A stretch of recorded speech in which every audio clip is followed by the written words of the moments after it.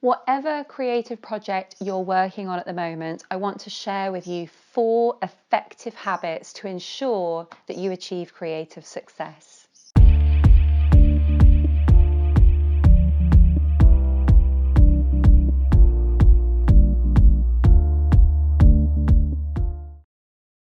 Whether you are working on a book or a blog or an online business, these 4 habits are going to ensure that your project achieves success.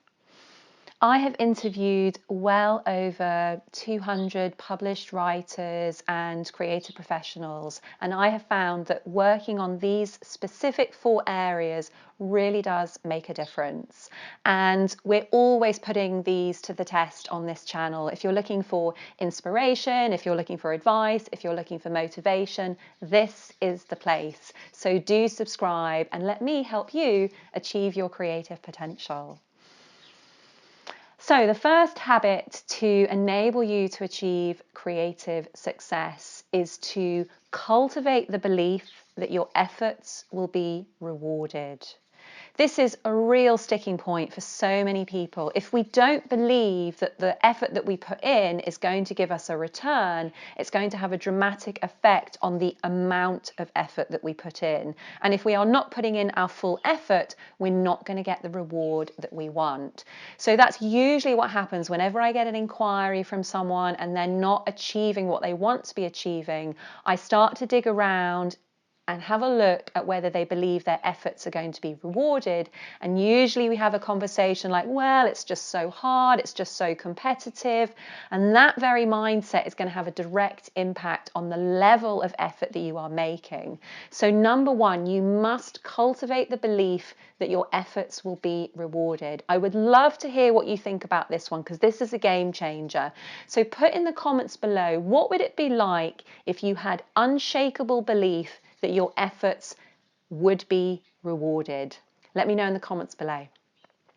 Number 2 is to future journal.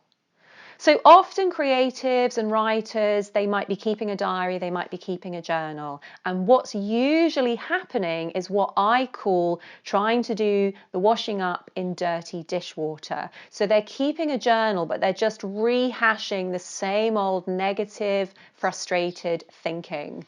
When we future journal, we start to clear out that dishwater. So we've got fresh water coming from the tap, fresh soapy suds. So what future journaling means is you're seeing yourself in that place of success. You're really describing what it's like. You're really describing all of the benefits. You're really enjoying that future place. And that's really, really key, to journal as if you're enjoying it. Not journal like, oh God, it just seems so far off, I just don't know if it's ever going to be possible. But you're future journaling like you are there.